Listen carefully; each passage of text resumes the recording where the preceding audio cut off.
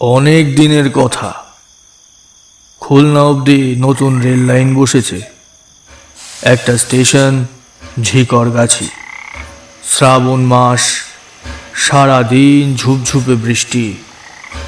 সন্ধ্যা থেকে একটুখানি ধরেছে। রাত্রি 8:30টায় কলকাতার ট্রেন ঝিকরগাছি এসে থামল।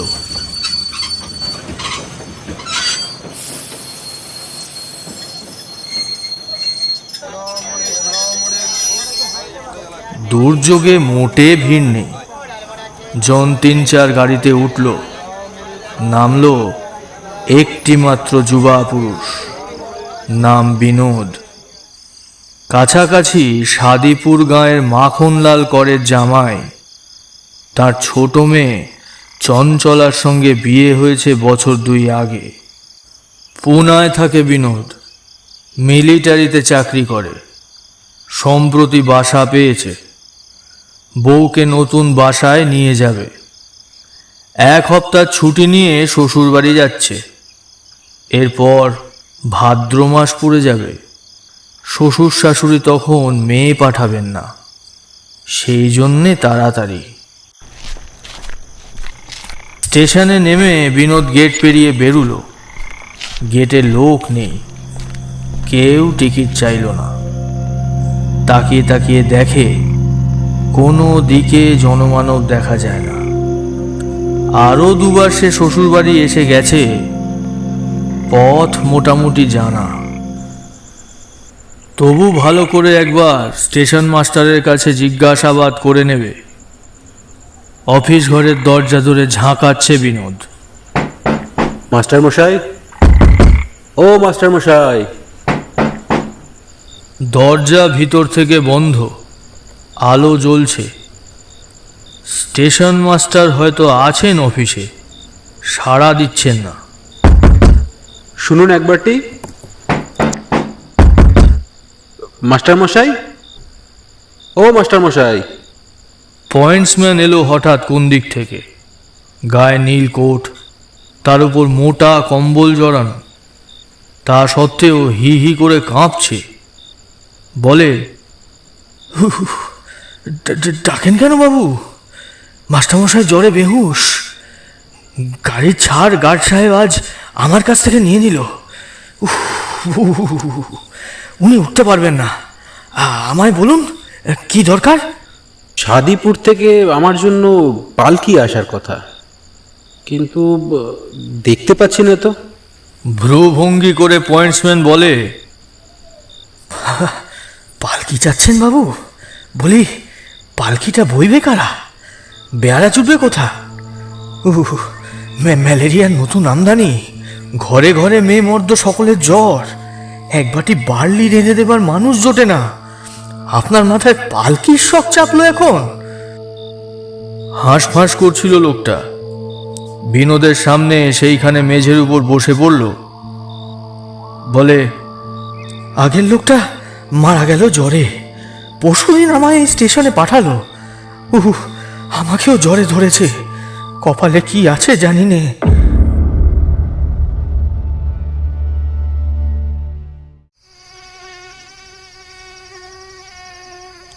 2 মাসের মধ্যে বিনোদ শ্বশুরবাড়ির কোনো চিঠিপত্র পায়নি। মন বড় উতলা।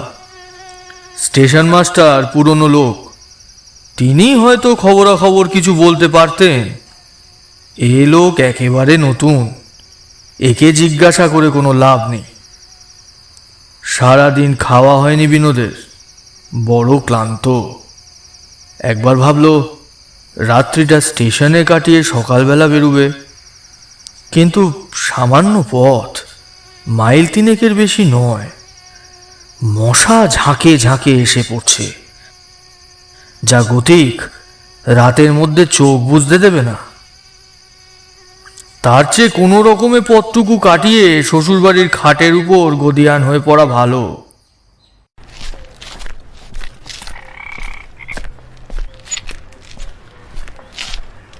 পথে নেমে পড়ল বিনোদ। হন হন করে চলেছে। হাত ঘড়িতে 9টা। সন্ধ্যারাত্রি বলা যায়। এরই মধ্যে চারিদিকে একেবারে নিশুতি। রাস্তার জল কলকল করে নালায় পড়ছে। ব্যাং ডাকছে গ্যাং ওর গ্যাং। বাদুড়ের ঝাঁক উঠছে মাথার উপরে।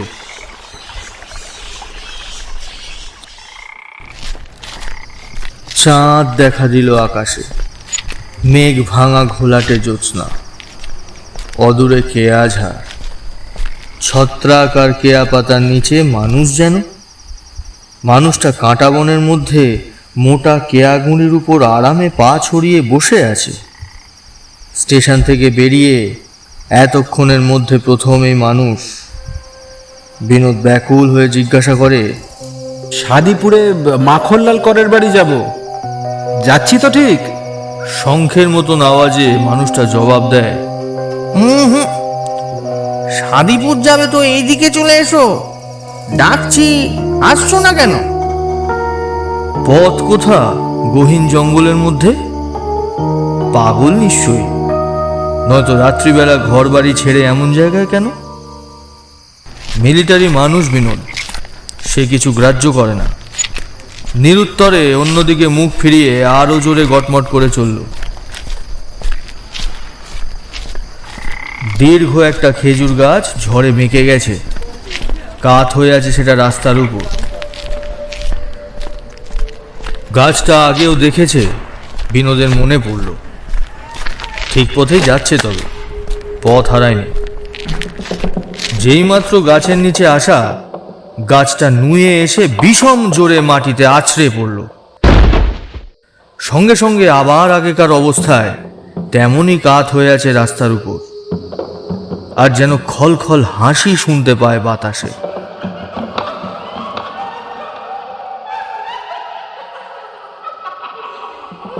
বিনোদ ছুটে বেরোলো, তাই রক্ষা, নইলে গাছ ঠিক মাথার উপর পড়তো। মাথা ফেটে চৌচির হয়ে যেত। অল্পের জন্য বেঁচে গেছে।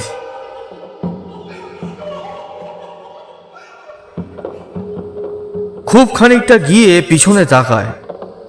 খেজুর গাছ যেমন তেমনই আছে, পাতা ঝিলমিল করছে জ্যোৎস্নায়। সাহসী মানুষ বিনোদ, প্যারেড করে, বন্দুক চালায়, ভাবছে চোখের ভুল। বম্বে মেল আজ বড্ড লেট ছিল। হাওড়া স্টেশনে নেমে শিয়ালদামুখো ছুটতে হলো। খাওয়া দাওয়া হয়নি সমস্তটা দিন। খিদে তেষ্টায় অবসন্ন হয়ে মাথা ঘুরছে, আর এই সমস্ত আজব জিনিস দেখছে। আসলে কিছুই নয়। শ্বশুর বাড়ি পৌঁছে গেল। অবস্থা ভালো এদের। পাকা কোঠা বাড়ি, বৈঠকখানা অন্ধকার। শীতকালে বড়দিনের সময় বিনোদ এসেছিল। দিন রাত লোক গিজগিজ করত তখন। রাত দুপুর অবধি পাশা খেলার হুল্লোড়। আজ কেউ নেই। সেটা হয়তো ওই পয়েন্টসম্যানের মুখে যা শোনা গেল, জর্জারির মধ্যে আড্ডা দেওয়ার পুলক নেই মানুষের। বাড়ির কর্তারাও হয়তো জ্বরের তারসে ভিতর বাড়ির বিছানায় পড়ে কোঁ কোঁ করছেন। ভিতর বাড়ির দরজাটা হা হা করছে। জামাই ঢুকে গেল ভিতরে। বারান্দা দিয়ে যাচ্ছে শব্দ সারা করে।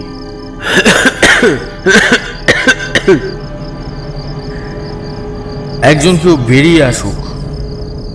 কি আশ্চর্য, গেলেন কোথা সব?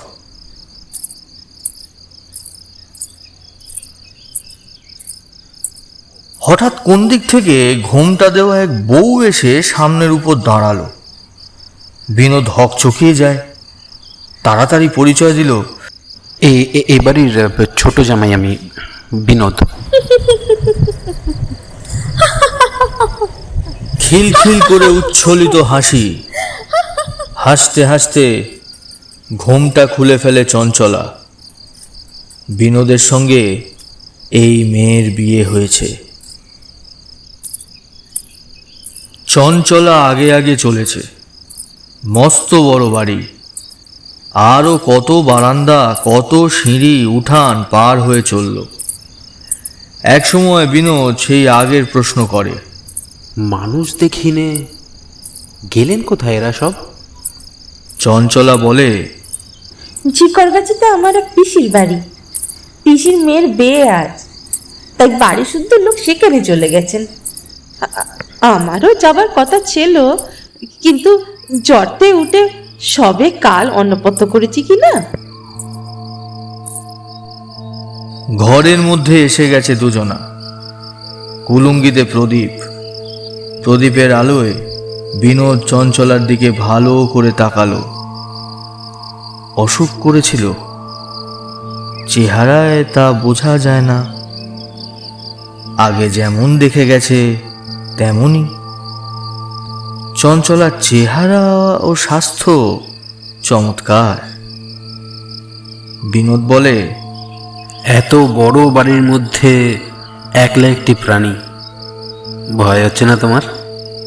একলা কেন হব? বুড়ো দারোয়ান আর গোবিন্দ চাকর রয়েছে, তারা বৈঠকখানায়। সৌদামিনী ঝিও আছে, শরীর খারাপ বলে সকাল সকাল শুয়ে পড়ছে, ডাক দিলে এসে পড়বে। পালঙ্কের বিছানায় চেপে বসে বিনোদ অভিমান ভরে বলে, আচ্ছা, আজ এসে পৌঁছবো। স্টেশনে পালকি রাখবার জন্য চিঠিও দিয়েছিলাম। পালকি না জুটুক, স্টেশনে অন্তত বুড়ো দারোয়ানকে পাঠাতে পারতে। চঞ্চলা ঘাড় নাড়ল। চিঠি পৌঁছয়নি, পৌঁছানোর উপায়ই তো নাই। পোস্টমাস্টার পিয়ন দুজনেই মারা গেছে।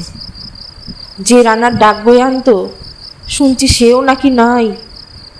কি সাংঘাতিক ম্যালেরিয়া! জরাজরি কাকে বলে এই অঞ্চলের লোক আগে জানতো নাকি? পাথরে কোঁদা নিরেট দেহ সব মানুষের। ওই রেল লাইন হয়ে অবধি এই অবস্থা। গাংখালের মুখ বন্ধ করে সব রাস্তা বেঁধেছে, চারিদিকে খানা ডোবা। বর্ষার জল পড়তে না পড়তেই নরক গুলজার। মানুষজন সব উজাড় হয়ে গিয়েছে।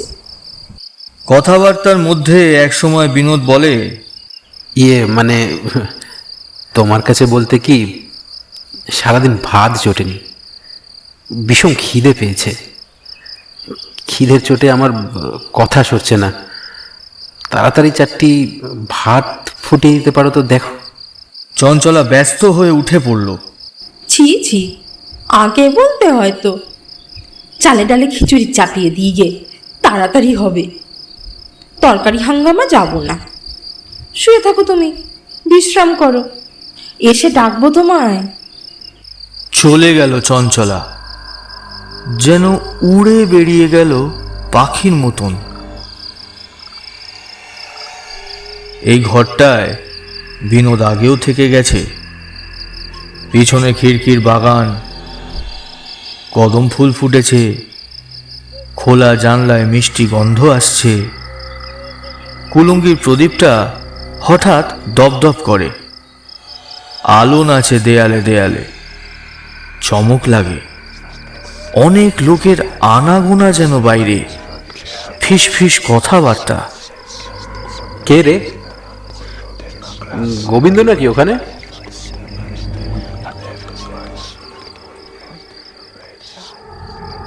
জবাব নেই। একা গোবিন্দ কিংবা 2-4জন মানুষ নয়, অনেক অনেক অনেক। বাড়ির সকলে নিমন্ত্রণে গিয়েছে। এত লোক তবে কোথা থেকে আসে? উঁকি দিয়ে দেখলো জানলার বাইরে। জ্যোৎস্না উজ্জ্বল হয়েছে এখন। না, কিছুই নয়। কিন্তু যেই মাত্র ভিতর দিকে সরে আসে, আবার সেই পাতার খসখসানি। ভিড় জমেছে বুঝি জানলায়, ঠেলাঠেলি করে তার দিকে উঁকি দিচ্ছে। চাপা গলায় শলা পরামর্শ। উঠে গিয়ে বিনোদ দড়াম করে জানলার কপাট বন্ধ করল। একলা ঘরে গা ছমছম করছে। চঞ্চলার কাছে এ কথা বলা যাবে না, হাসবে, ঠাট্টা করবে। এই বীর পুরুষ তুমি, এই সাহস নিয়ে লড়াইয়ের পায়তারা কষে বেড়াও? তার চেয়ে কোথায় চঞ্চলা রান্নাঘরে খিচুড়ি চাপিয়েছে, চলে যাওয়া যাক সেখানে। রান্না চলবে আর গল্প হবে দুজনায়। পা টিপে টিপে নিঃসারে যাচ্ছে। হঠাৎ ঢুকে পড়ে চঞ্চলাকে চমকে দেবে, কিন্তু ওরে বাবা, কি সর্বনেশে কাণ্ড গো! রান্নাঘরে ঢুকতে গিয়ে বিনোদ পাথর হয়ে দাঁড়িয়ে যায়। রান্না করছে চঞ্চলা, উনুন জ্বালাবার কাঠকুটো নেই বুঝি, সেই জন্য নিজের পা দুখানা ঢুকিয়ে দিয়েছে উনুনের ভিতর। দাউ দাউ করে পা জ্বলছে। উনুনের উপর কড়াইতে খিচুড়ি ফুটছে টক বক করে। চঞ্চলা আঙুল দিয়ে একবার তুলে টিপে দেখছে সিদ্ধ হলো কিনা। গরম খিচুড়ির মধ্যে ইচ্ছে মতো আঙুল ডুবিয়ে দিচ্ছে। পা জ্বলছে ওদিকে উনুনের ভিতর। মশলা বাটবে, উনের দিকে শিলনোড়া। চঞ্চলার উঠবার জো নেই, পা তুললেই তো নিভে যাবে উনুন। হাত বাড়ালো শিলনোড়া আনবার জন্য। হাত ক্রমেই লম্বা হচ্ছে, লম্বা হয়ে শিলনোড়া ধরলো, তারপর ছোট হচ্ছে, হতে হতে আবার স্বাভাবিক আকারে এলো। কাছে এনে শিল পেতেছে, হাত লম্বা করে তখন তাকের উপরের মশলার ডালা নামিয়ে আনলো। এক জায়গায় বসে সমস্ত হচ্ছে। ঘটর ঘটর ঘটর ঘটর করে চঞ্চলা বাটনা বাটে আবার।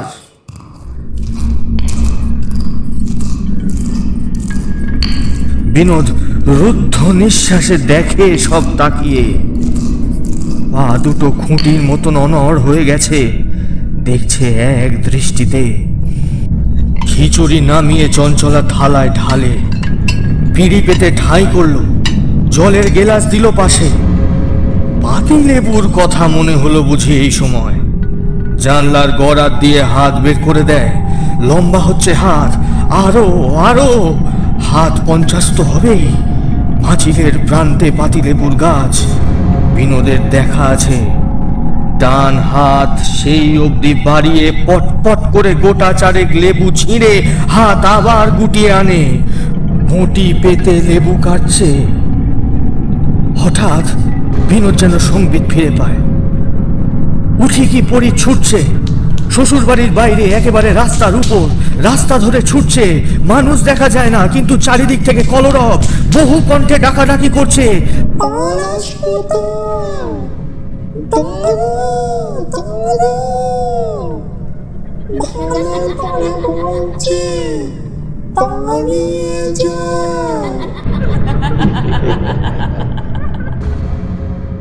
পাঁচতলার অন্ধকার। ছুটতে ছুটতে অন্ধকার কাটিয়ে বিনোদ ফাঁকায় এলো। কি আশ্চর্য! তার সামনে, পিছনে, ডাইনে বাঁয়ে চারিদিকে 4টে বউ। সে যত ছোটে, বউগুলো ততই ছোটে। ছায়াকে যেমন ছেড়ে পালানো যায় না, তেমনি এরা। সামনের বউটা একসময় থমকে দাঁড়ায়। গায়ের উপর বিনোদ হুমড়ি খেয়ে পড়ছিল, কোনো রকমে সামলে নিল। রক্ষা নেই, এইবার ধরলো। তাকিয়ে দেখে অন্যদিন বউও সঙ্গে সঙ্গে দাঁড়িয়ে গেছে। সামনের বউটা ঘুরে দাঁড়ায় বিনোদের দিকে। এতক্ষণে মুখের ঘোমটা তুলল। তারই স্ত্রী চঞ্চলা রান্না করছিল যে বসে বসে। ডাইনে বাঁয়ে ও পিছনে মুখ ঘুরিয়ে দেখে তারাও সব ঘোমটা খুলেছে। চঞ্চলা সবাই, এক চঞ্চলা 4 জন হয়ে গেছে। পালাবার পথ নেই কোনো দিকে। বিনোদের গায়ে ঘাম দেখা দিয়েছে। 4 জনের 8খানা হাত অক্টোপাসের মতো টুটি চেপে ধরে বুঝি এইবার হাতগুলো সত্যি লম্বা হচ্ছে একটু একটু করে, তার দিকে এগিয়ে আসছে। হাঁকার মধ্যে বেঘরে প্রাণটা গেল। হায় ভগবান! চেতনা হারিয়ে বিনোদ পড়ে যায় আর কি পথের উপর। কিন্তু না, হাতের মুঠিতে গলা চেপে ধরে না। হাতের আঙুলের কোমল স্পর্শ তার দেহে সর্বাঙ্গ জুড়িয়ে গেল। চঞ্চলার চোখে জল। 4 জনের একসঙ্গে জল এসে গেছে চোখে। বলে, দেখো, একজন আমি, 4 জন হয়ে 4 দিক থেকে ঠেকিয়ে নিয়ে এলুম। নয়তো রক্ষে ছিল নে, প্রাণ নিয়ে ফিরে আসতে দিত নে ওরা। বিনোদ বলে, ও ওরা ওরা কারা? আমি মরে গেছি, আমার ভাই বোন মা বাপ সব মরে গেছে। মহামারীতে এত বড় গাঁয়ের মধ্যে একটি প্রাণীও বেঁচে নাই। বেঁচে থাকতে এখানকার মানুষ গাঁয়ের মধ্যে চোর ডাকাত ঢুকতে দিত না। মরার পরে তেমনি এখন জ্যান্ত মানুষ ঢুকতে দেয় না। ঢুকে পড়লে গলা টিপে মেরে দলের মধ্যে নিয়ে ঢোকায়। তোমায় যে পারেনি সে কেবল আমার জন্যই। তুমি বেঁচে থাকো, শতেক পরমায়ু হোক তোমার। হ্যাঁ, এই কম বয়সে তুমি কেন মরতে যাবে? হাঁপাচ্ছিল চঞ্চলা ছুটোছুটির ক্লান্তিতে। খানিক দম নিয়ে বলে, গোড়ায় পিছু পিছু আসছিলুম, কিন্তু ভরসা হলো নে।